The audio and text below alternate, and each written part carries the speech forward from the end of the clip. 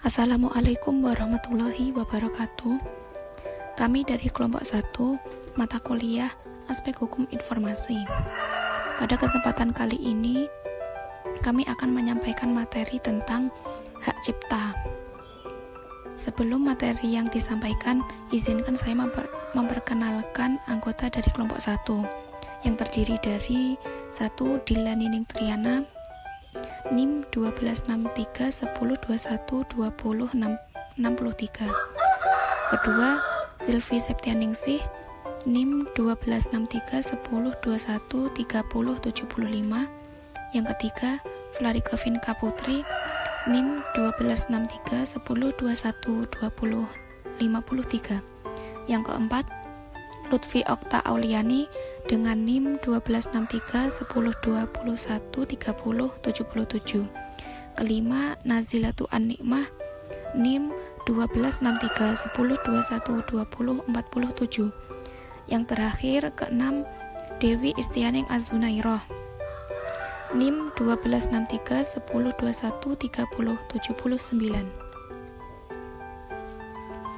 Pengertian hak cipta.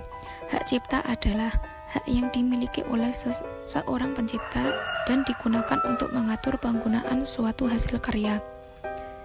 Pengertian hak cipta yang lain menurut Undang-Undang Nomor 28 Tahun 2014 yaitu sebuah hak eksklusif pencipta, di mana hak ini timbul secara prinsip deklaratif setelah suatu ciptaan diwujudkan dalam bentuk nyata tanpa mengurangi pembatasan sesuai dengan ketentuan peraturan perundang-undangan. Selanjutnya yaitu prinsip dasar hak cipta. Adapun beberapa prinsip dasar yang dikenal dalam hak cipta antara lain: 1.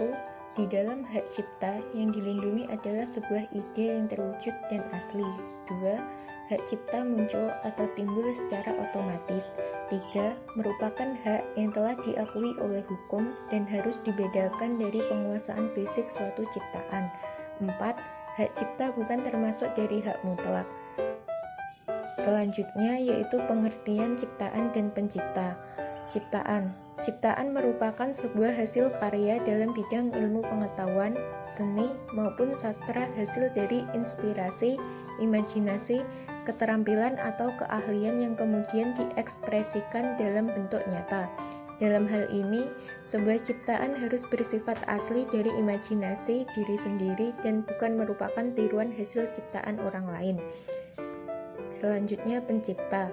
Pencipta adalah seorang ataupun beberapa orang yang menghasilkan sebuah karya dengan bercirikan sifat tersendiri atau khas. Selanjutnya, pemegang hak cipta. Menurut pasal 1 ayat 4 Undang-Undang Nomor 28 Tahun 2014, yang dimaksud pemegang hak cipta yaitu seorang pencipta sebagai pemilik hak cipta, pihak yang menerima hak tersebut secara sah dari pencipta, atau pihak lain yang menerima lebih lanjut hak dari pihak yang menerima hak tersebut secara sah. Selanjutnya, hak-hak yang dalam termasuk hak cipta. A. Hak cipta sebagai hak eksklusif. Dari pengertian hak cipta yang diatur dalam Undang-Undang Nomor 28 Tahun 2014, dapat diketahui bahwa hak cipta sebagai hak eksklusif. Artinya, keberadaan hak eksklusif melekat erat kepada pemiliknya yang memiliki kekuasaan pribadi atas ciptaannya. B. Hak cipta sebagai hak ekonomi. Hak cipta sebagai hak ekonomi artinya seseorang pencipta atau pemegang hak cipta melakukan perbanyakan ciptaan kemudian dijual di pasaran, maka ia memperoleh keuntungan materi dari perbanyakan ciptaan tersebut. Dalam hal ini, hak ekonomi dapat dilihat dari penerapan hak eksklusif sebagaimana dibicarakan di atas. C. Hak cipta sebagai hak moral. Hak cipta tidak dapat dilepaskan dari masalah moral karena di dalam hak cipta itu sendiri melekat hak moral sepanjang waktu perlindungan hak cipta masih ada. Dengan adanya hak moral, Pencipta memiliki hak untuk dicantumkan nama atau nama samarannya di dalam ciptaannya atau salinannya dalam hubungan dengan penggunaan secara umum. Selanjutnya, hak cipta sebagai hak terkait atau neighboring right. Hak terkait timbul akibat adanya kebutuhan para pencipta dan pemegang hak cipta untuk mempublikasikan dan memasarkan hasil ciptaan tersebut secara luas kepada masyarakat agar dapat menghasilkan keuntungan ekonomis.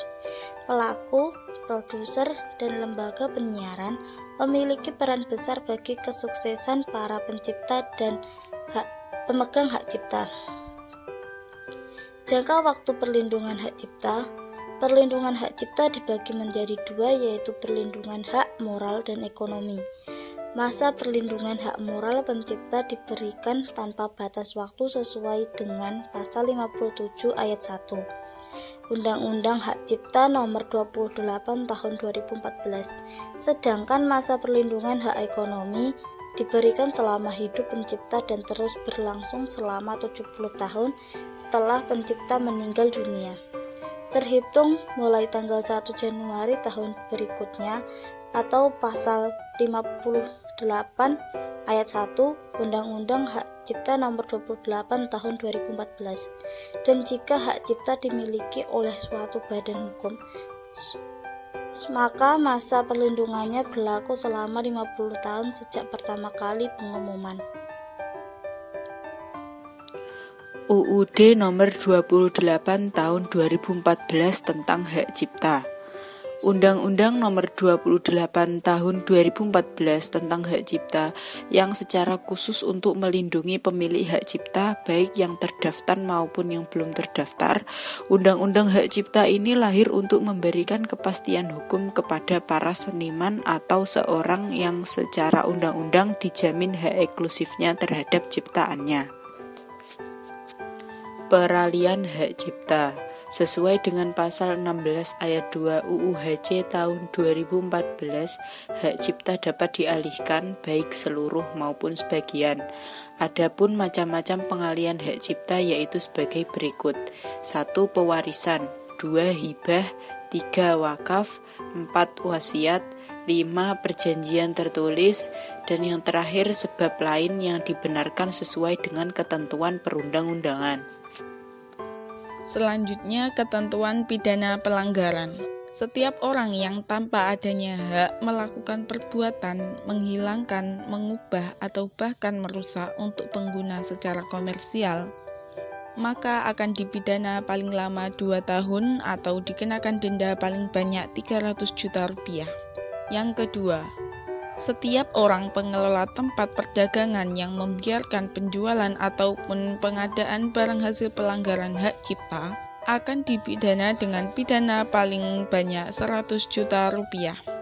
Yang ketiga, setiap orang yang tanpa persetujuan dari orang yang dipotret atau ahli warisnya melakukan penggunaan secara komersial, penggandaan, pengumuman, pendistribusian, atau komunikasi atas potret untuk kepentingan reklame atau periklanan untuk penggunaan secara komersial baik dalam media elektronik maupun non-elektronik akan dipidana dengan pidana denda paling banyak 500 juta rupiah.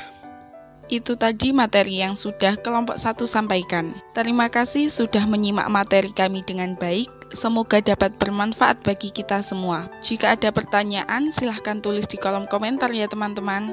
Sekian, wassalamualaikum warahmatullahi wabarakatuh.